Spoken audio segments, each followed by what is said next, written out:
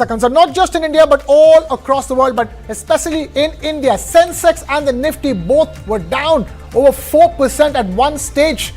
But by the time markets wrapped up trading for the day, they managed to recover a little bit, but still more than 3% down on India's stock markets, both the Sensex and the Nifty. And that means that all of your investments, all of your mutual funds and your SIPs, all of them have taken a hit today.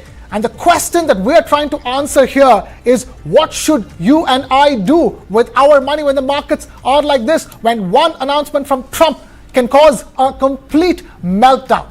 But before we go any further, we have some very special guests joining us. But first up, let's understand what happened with the markets today. And to do that, I have my colleague Karthik Malhotra now joining us here on the broadcast for more. Karthik, thank you so much for taking time out to be with us.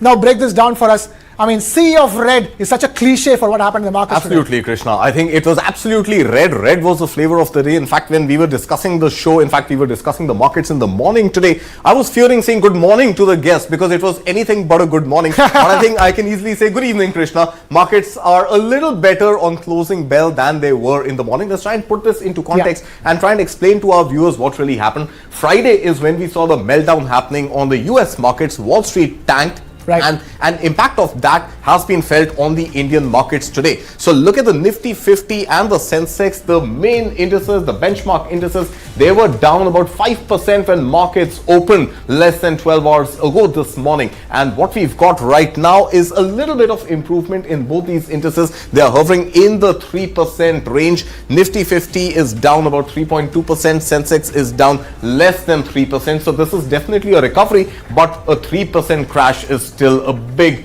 number to be worried about. Doesn't happen all that often, doesn't it? It doesn't happen. In fact, this reminds me of COVID-19 5 years ago. The same person in charge, it was Donald Trump, when the market meltdown had begun 4 years ago. It wasn't his mistake back then. This time it clearly seems that there is one person to blame for this carnage, and that person is Donald Trump alone. Let's look at the Nifty 50 heat map and try and make sense of which are the stocks and which are the sectors which were taking most of the beating. It was the IT sector primarily which led the fall this morning.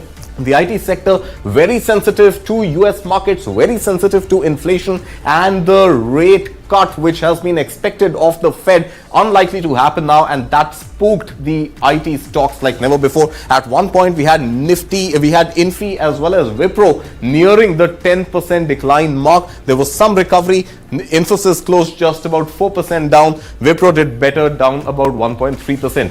Markets closed with exactly one stock in the green, the defensive stock in the FMCG pack, which was Hindustan Unilever, the only green this evening. Wow. When markets closed. Out of 50 stocks, 50 of the largest companies, 49 closed in the red. But the impact on the Indian markets has thus far been a little muted as compared to its other Asian peers. Let's look at the global markets, especially in Asia. The Asian markets have taken a much bigger beating than the Indian markets. Look at Japan's Nikkei 225. Nikkei 225 has tanked as much as almost 8% in trade. At some point in the morning, the Nikkei futures had been suspended because it had hit the lower circuit in trade.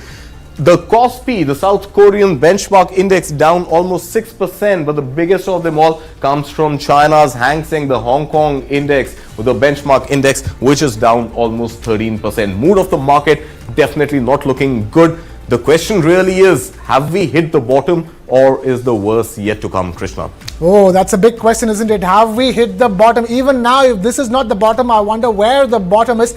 And to understand that, we have some very special guests joining us now, Karthik. We have Sudeep Bandopadhyay, Group Chairman, Indie Trade Capital, joining us. Thank you, Sudeep, for taking time out to be with us. And we also have Rohit Srivastava, founder and market strategist at IndiaCharts.com. Thank you, Rohit, for taking time out to be with us on a day like this. Karthik, you're free to join in on the questioning as well. Right, Sudeep, the question that's in the minds of everybody watching this, I'm going to make this completely non-technical. This is not about the technical levels of the markets. People watching this broadcast, Sudeep, are asking, what should I do with my investments? What should I do with my mutual funds? What should I do with my stocks? Look at what is happening with the markets. One announcement from the US president and it's a complete meltdown. And it's not even the first one in recent times. We've been having multiple episodes of this in the recent past.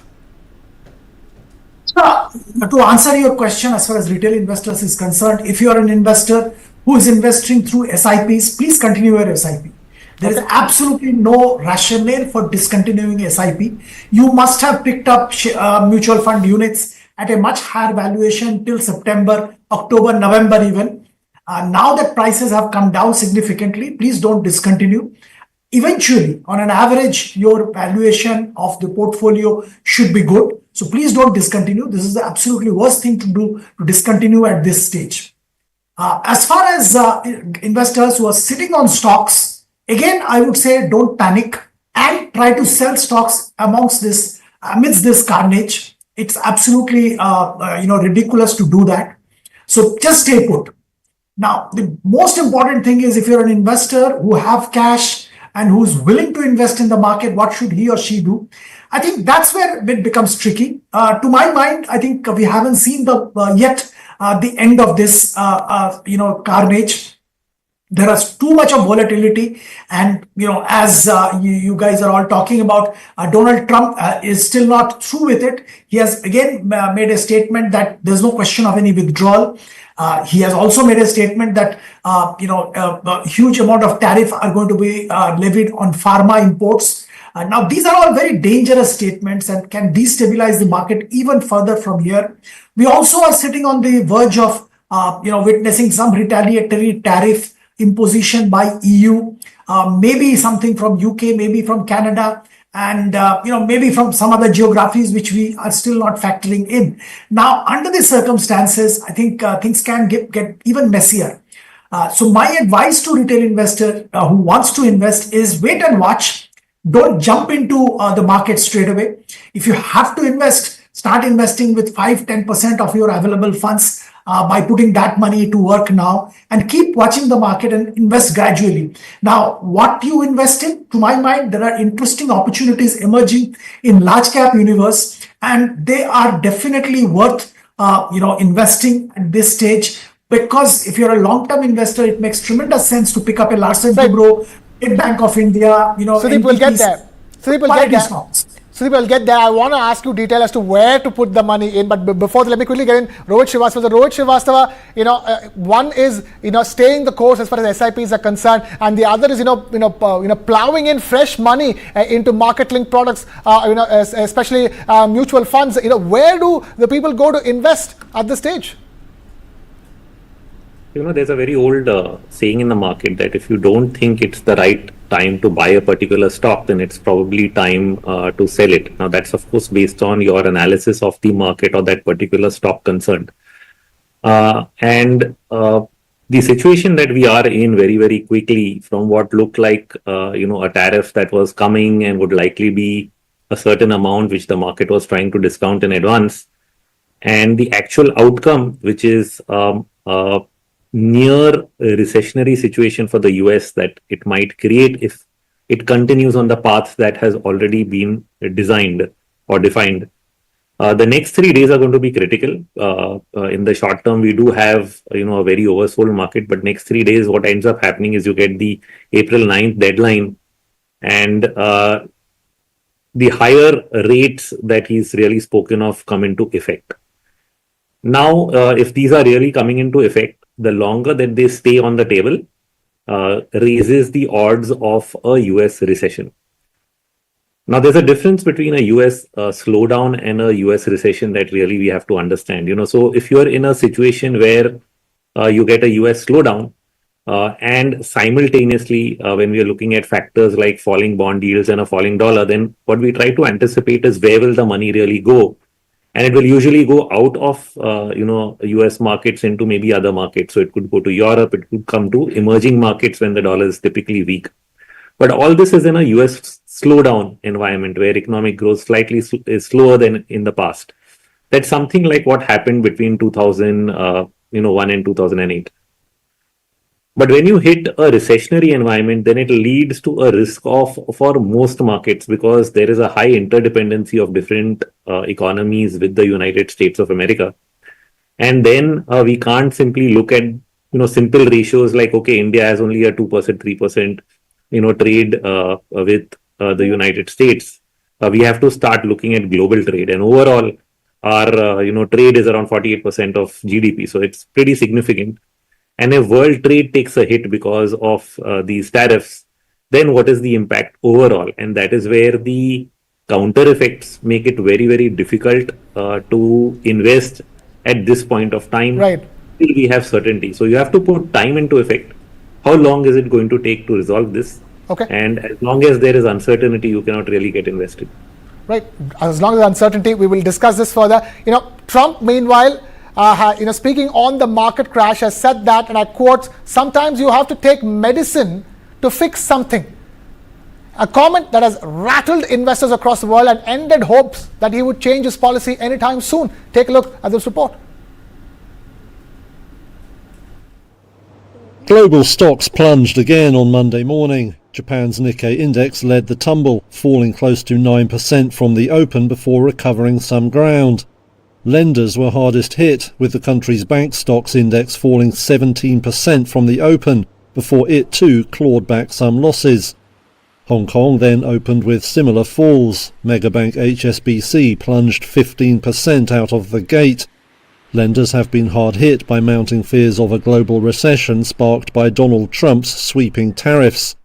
And in Taiwan, the market circuit breaker triggered after shares in tech giants TSMC and Foxconn both fell 10%. On Sunday, the US president indicated he wouldn't change course in response to huge market losses. I don't want anything to go down, but sometimes you have to take medicine to fix something. Trump said he wouldn't do a deal with China until the US trade deficit is sorted out, and he set tough conditions for talks with the EU. They are coming to the table, they want to talk, but there's no talk unless they pay us a lot of money on a yearly basis. On Monday morning, futures pointed to another bad week ahead for Wall Street. US stocks have already shed close to $6 trillion in value. Oil prices are tumbling too, amid fears a recession could cut demand. International benchmark Brent crude was down around 2% by mid-morning Monday, following a 7% decline at the end of last week. The economic fears may only deepen this week, with signs of more retaliation to come from US trading partners. The EU is widely expected to announce its response, likely to feature tariffs on US goods ranging from diamonds to dental floss. China has already set its own steep retaliatory tariffs. The turmoil has investors expecting more US rate cuts, with some betting on a move next month. However, that could be complicated by any sign that inflation is picking up due to the tariffs, with this week's US consumer prices number now very closely watched. So looks like there is going to be very little relief in the days going forward. Sudeep Bandyopadhyay, as you know, that is a very clear signal from Donald Trump that don't expect things to go in the opposite direction, at least in the near future. Keeping that in mind, how does one approach? You were just telling us about where to put your money. Please speak to all the investors watching this broadcast and tell them what are the better bets to make. There is nothing called as a safe bet anymore, looks like it. But what are the better bets to take or make in the days going forward? What we need to avoid definitely is companies which are exposed to US and the global trade. I think that's better to avoid. So domestic focused companies which are kind of greatly dependent on domestic economy needs to be looked at. And, I was talking about power sector. I think this is one sector which has seen structural positives, and that's going to last for next 5-10 years. So pick up good quality power companies, power related stocks. So I was suggesting NTPC in the large cap, some of the power financials, PFC, REC. Now, these are completely domestic focused companies, and, they are catering to domestic demand and domestic dynamics. So I think makes sense to pick up these stocks and hold for long term. You should also probably look at some of the financial services players, particularly the banks. So I like State Bank of India. This recent correction gives an opportunity. Interest rates in India is going to come down, and that does definitely help BFSI and banks in particular, particularly efficient ones. The other company I do like, in spite of their international exposure, is in the construction infrastructure space, which is Larsen and Toubro. I think they're doing a great job, and the international order book is swelling with incremental margins. The valuation wise, it's very, very reasonable. So by and large, what I'm recommending is stick to large cap stocks, stick to long term investments, and consequently mutual funds that invest in large cap funds. Yes, absolutely, large cap funds. And from the mutual fund point of view, you can look at balanced funds as well, because that's one segment of funds which I do like.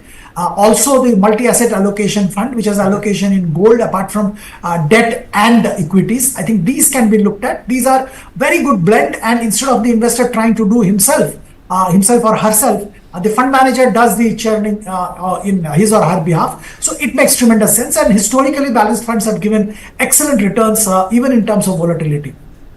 Okay, let's talk about gold then. Rohit Srivastava, the fact of the matter is that, when there is uncertainty in the stock markets, classically speaking, money moves to gold. And that's what everybody does across the world. But this time around, there are fears that there could be a possible crash in gold prices as well going forward. There's now talks doing the rounds that, gold prices could crash anywhere between 30 to 40%. So where does an investor go?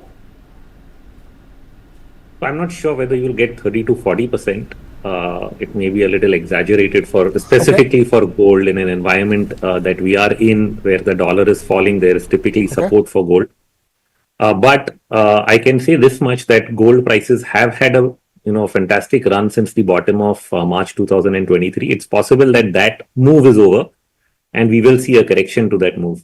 Now, one of the things that also happens is that when global equities go into risk off, and the losses mount, you are forced to sell whatever else you're holding. And that is one of the other reasons why gold may be coming into pressure now in the last 2 days. You notice that over even the last quarter, while there were a lot of pressure points, gold was actually doing well as a safe haven asset. It's only now in the last few days that you're seeing selling. This is similar to what happened even in 2008. You did see a couple of bouts of selling in gold, but it recovered immediately. And then once the crisis was over, gold was at a new high. So do be prepared for that. There could be an opportunity for a good entry point into gold long term, probably at the fag end of this crisis, because the dips in gold might get bought into.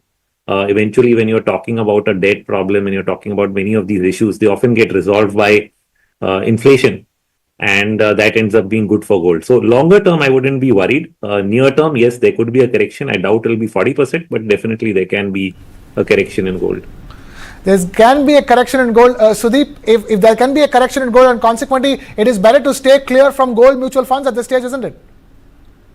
Well, I am not in favor of that. I think, as Rohitji was mentioning, the gold, whatever is being talked about is a bit on the, exaggeration side. And it does happen when this kind of panic sets in the market. I think every asset class initially goes down. 2008, we did see the same thing.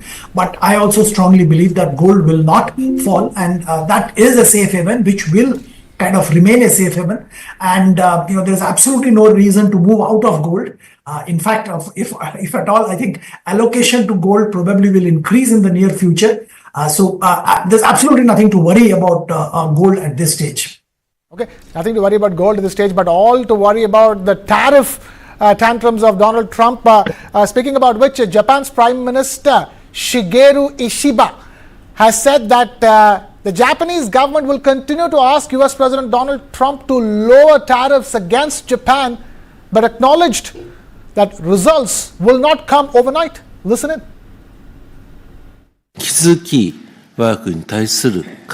We must continue to strongly ask US President Donald Trump to lower tariffs against Japan, but the results won't come overnight. As such, the government must take all available means to ensure that domestic measures are carried out. We must explain to them clearly that our country has done nothing unfair to the United States. いうことをきちんと言わなければならないと思っております。 Well, Rohit, Japan, clearly understands the reality of it all. You're talking about uninhabited islands, Penguin Islands, where tariff has been increased, and that's the reason Japan has done nothing to deserve the higher tariffs. What Japan is saying, such a big economy. As far as Indian investors sitting here watching all this news, wash across their TV screens and their mobile screens and their tablet screens, what is the kind of mindset that they should be going in for? Because not everybody who's can keep their money idle. Money has to be invested, money has to go somewhere, and if that being the case, tell us, where does the money go in terms of, if somebody wants to invest lump sum money into mutual funds at this stage, Rohit, where would you tell them to go for? So it's a tough question. Like I said, I would think that it's better to, wait for a while, but there could be an opportunity in bond funds, so instead of equity, I would say increase your bond allocation. Okay. We've already discussed gold, maybe keep it the same, but consider bonds, because what you're actually seeing is an ongoing measure or direction in terms of interest rates.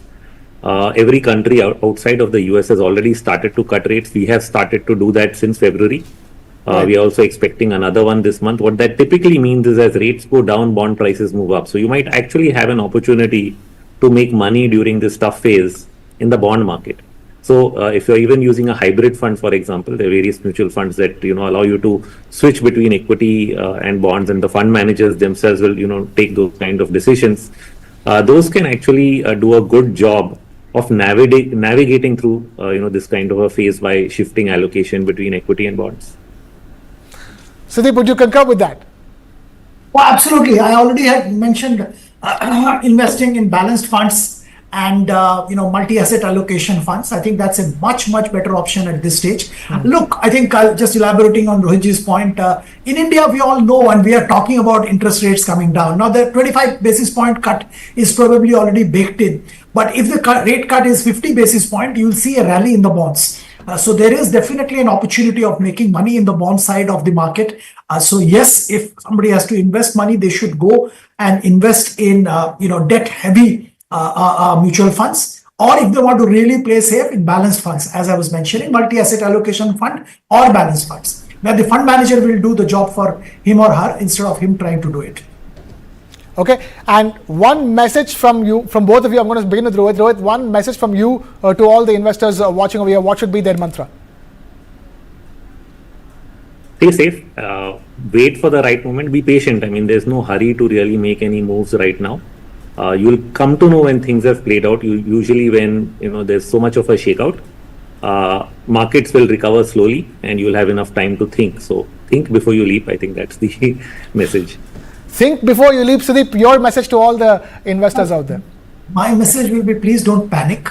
Okay. These things do happen. Be patient. Absolutely right. There is no need to jump into the market at this stage.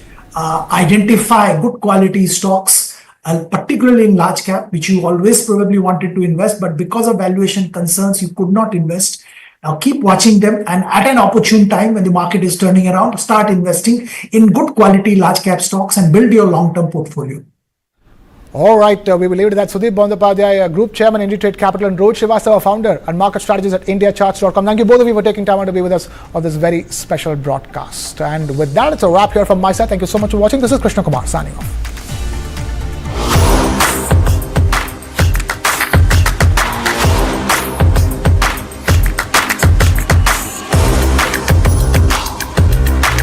This is India's #1 news network, and you're watching